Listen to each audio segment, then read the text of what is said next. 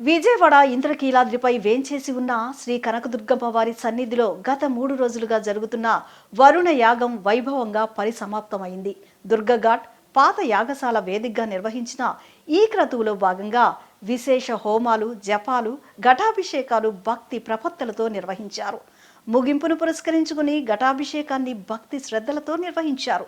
వేద పండితుల మంత్రోచ్చరణల మంగళ వాయిద్యాల నడుమ ఘటాభిషేకం కన్నుల పండుగగా సాగింది.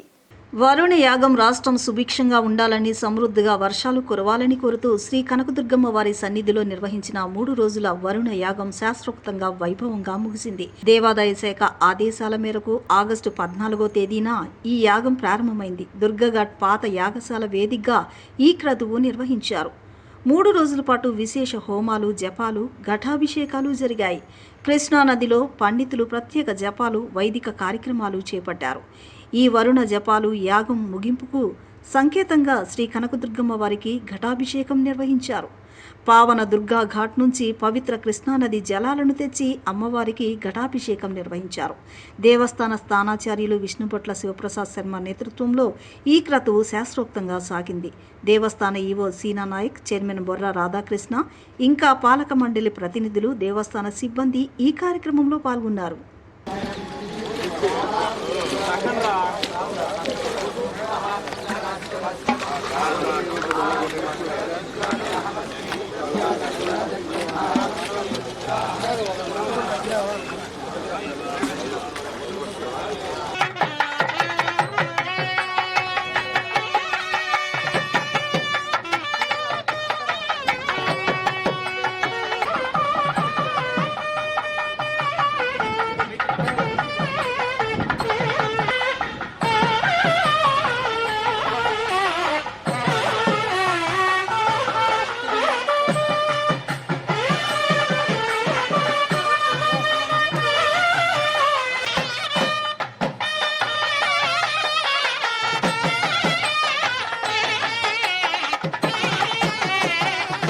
మంత్రి గారి ఆదేశానుసారం మా మంత్రివర్యులు, సెక్రటరీ గారు, కమిషనర్ గారి సూచనల మేరకు కరెక్ట్ టైంకు, అంటే వర్ష ఋతువు ప్రారంభము అయ్యే క్రమంలో, ముఖ్యంగా శ్రావణ మాసం కరెక్ట్గా శ్రావణ శుక్రవారం, మొదటి శుక్రవారం రోజు ఈ వరుణయాగం శ్రీ దుర్గామల్లేశ్వర స్వామి దేవస్థానం నందు ప్రారంభించడం జరిగింది. మొదటి రోజు గణపతి పూజతో మొదలుకొని దాదాపు వేద విద్యార్థులు, మా యొక్క వేద పండితులు, అర్చక స్వాములందరి ఆధ్వర్యంలో నిష్ఠతో ఉదయం 6 గంటల నుంచి ఈ యొక్క వరుణయాగం అనేది శ్రీ కృష్ణమ్మ తల్లి నది గర్భమున, నది ఒడ్డున ప్రారంభం చేయడం జరిగింది. 2 రోజులు కూడా అక్కడ వరుణయాగ జపములు చేయడం జరిగింది. ఈరోజు చివరి రోజు. ఈరోజు దాదాపు 100 కుండ పాత్రలలో పవిత్రమైన నదీ జలాలను తీసుకొని వచ్చి ఆహ్వానం చేసి ప్రత్యేకమైనటువంటి పూజలు చేసి శ్రీ మల్లేశ్వర స్వామి శివుని మొత్తం పూర్తిగా మునిగే వరకు కూడా మల్లేశ్వర స్వామి గర్భాలయంలో గంగమ్మ తల్లిని, అంటే కృష్ణమ్మ తల్లిని మొత్తం కూడా పూర్తిగా మునిగేటట్టు స్వామివారికి అభిషేకం అనేది చేయడం జరిగింది.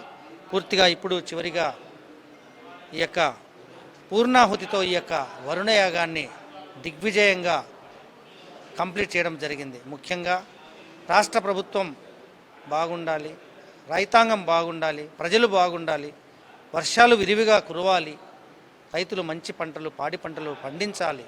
రాష్ట్రంలో ఏర్పాటు చేస్తున్న క్రాఫ్ట్ వుడ్ బ్యాంకుల వల్ల 5,000 హస్తకళా కుటుంబాలకు ముడి సరుకు కొరత నుంచి విముక్తి లభిస్తోందని, ఆర్థికంగా నిలదొక్కుంటారని డిప్యూటీ సీఎం పవన్ కళ్యాణ్ చెప్పారు.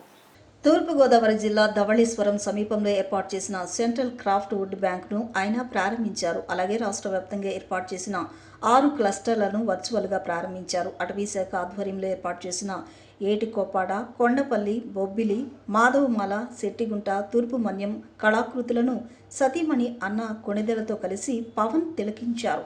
స్టాల్స్లో కళాకారులతో మాట్లాడారు. ముడి సరుకు ప్రస్తుత లభ్యత, హస్త కళాకారుల కుటుంబాలు ఎదుర్కొంటున్న సమస్యలపై ఆరా తీశారు.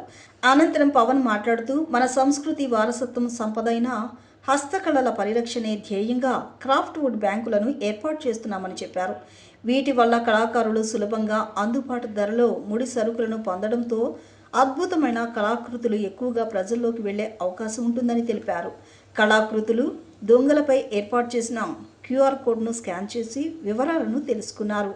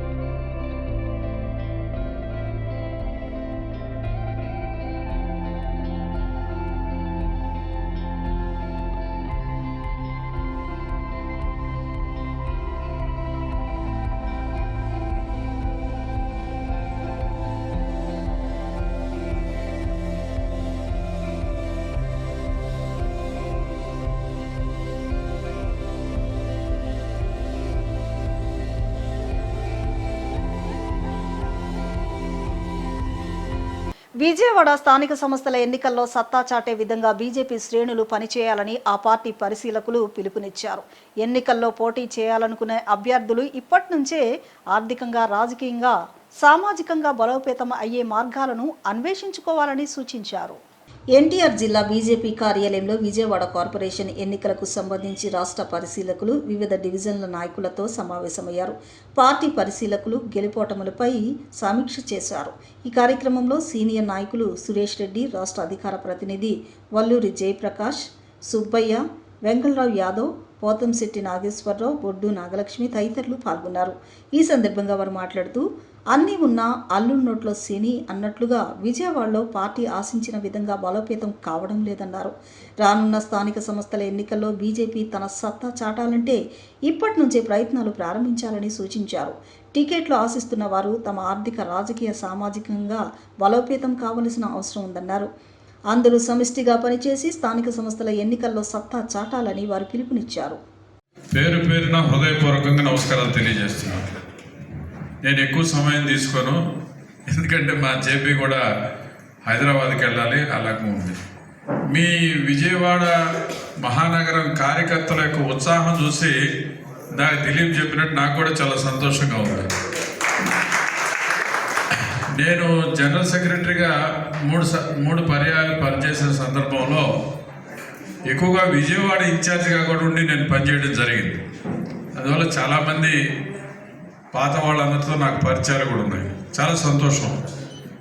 నేను చెప్పేది ఒకటే, విజయవాడ అనేది రాజకీయ చైతన్యవంతమైన కేంద్రం. ఇక్కడ మార్పు వస్తేనే ఆంధ్రప్రదేశ్ రాష్ట్రంలో మార్పు వస్తుంది. మీరు చేసేటువంటి కష్టం ఏదైతే ఉందో అది రాష్ట్రానికి ఒక దిక్సూచి అవుతుంది. తెలంగాణ విడిపోయిన తర్వాత ఆంధ్రప్రదేశ్ రాజకీయ చైతన్యవంతమైన ప్రాంతం విజయవాడ. గత అనేక సంవత్సరాలుగా సీనియర్ కార్యకర్తలు ఇక్కడ కమ్యూనిస్టుల యొక్క ఆగడాలు, దౌర్జన్యాలను ఎదుర్కొని పార్టీని ఈ స్థాయిలోకి తీసుకొచ్చినటువంటి మీకు అందరికి కూడా మరొకసారి పార్టీ తరఫున కృతజ్ఞతలు తెలియజేస్తున్నాయి. ఎందుకంటే విజయవాడలో పనిచేయడం అంటే ఇది ఒకప్పుడు కమ్యూనిస్టుల యొక్క అడ్డా. ఈరోజు మనం ఇన్ని ప్రాంతాల్లో పార్టీ బలంగా నిర్మాణం అవుతూ ఉంది. అయితే ఈ సందర్భంలో మనం అందరం ఆలోచించాల్సింది ఏంటంటే, ఎలక్షన్స్ ఎప్పుడో వస్తాయని కదా, ఎలక్షన్ వచ్చేసింది. ఎప్పుడైతే మనకి క్యాండిడేట్గా నేను పోటీ చేయాలని అనుకున్నటువంటి వాళ్ళు ఇప్పుడు మనం నరేంద్ర మోడీ గారి యొక్క పథకాలు ఇవన్నిటితో పాటు మీకు స్థానికంగా ఉన్నటువంటి మీ బంధుగణం, మీ స్నేహితులు, ఇతర రాజకీయ పార్టీల్లో మనకు టికెట్ వస్తే సహాయం చేయగలిగినటువంటి వాళ్ళని ఇప్పుడు చాణిక్యం నెరపాల, ముందుగా పోయి మాటలు తీసుకోవాలా. ఆ రకంగా మనకు ఆర్థికంగా, సామాజికంగా అండదండలు ఉండేటువంటి వ్యక్తులతో ఈ క్షణం నుంచే మనం మాట్లాడాలి. ఓటర్ లిస్ట్ని 100 సార్లు చూడాలా. పన్నా ప్రముఖుల దాకా వెళ్ళాలి. ఆ రకంగా వెళితేనే మనం ఆ గెలుపు సాధ్యమవుతుంది. ఇంద్రకీలాద్రిపై వేంచేసి ఉన్న కనకదుర్గమ్మ వారిని రాష్ట్ర డీజీపీ హరీష్ కుమార్ గుప్తా దర్శించుకున్నారు. కుటుంబ సమేతంగా ఆలయానికి విచ్చేసిన గుప్తా అమ్మవారికి ప్రత్యేక పూజలు నిర్వహించారు. దర్శనానంతరం వేద పండితులు వారిని ఆశీర్వదించి అమ్మవారి ప్రసాదాన్ని అందజేశారు. ఇంద్రకీలాద్రిపై వేంచేసి ఉన్న శ్రీ కనకదుర్గమ్మ వారిని రాష్ట్ర director general of police Harish Kumar Gupta దర్శించుకున్నారు. కుటుంబ సమేతంగా ఆలయ రాజగోపురం వద్దకు చేరుకున్న డీజీపీ హరీష్ కుమార్ గుప్తకు trust board EO Seena Nayak, trust board chairman Radhakrishna ఆలయ మర్యాదలతో స్వాగతం పలికారు. అమ్మవారిని దర్శించుకున్న డీజీపీ దంపతులు ప్రత్యేక పూజలు నిర్వహించారు.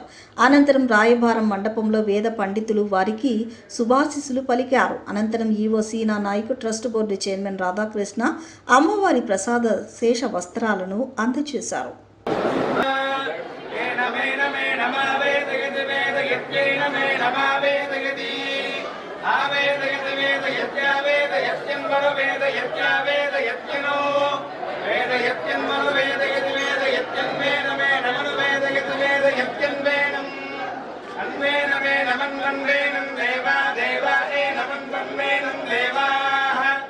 सरस्वती स्वरूपिणी कनकदुर्गांबा परिपूर्ण अनुग्रह कटाक्ष सिद्धिरस्तु।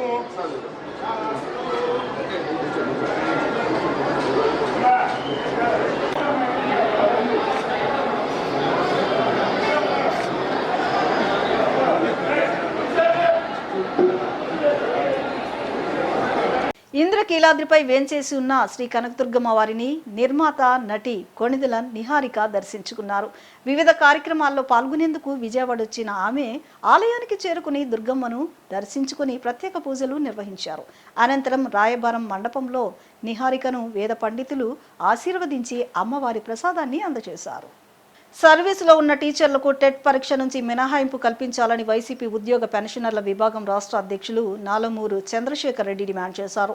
కూటమి ఎంపీలు కేంద్ర ప్రభుత్వంతో చర్చించి సర్వీసులో ఉన్న ఉపాధ్యాయులకు మినహాయింపు కల్పించే విధంగా ఒత్తిడి చేయాలని ఆయన కోరారు.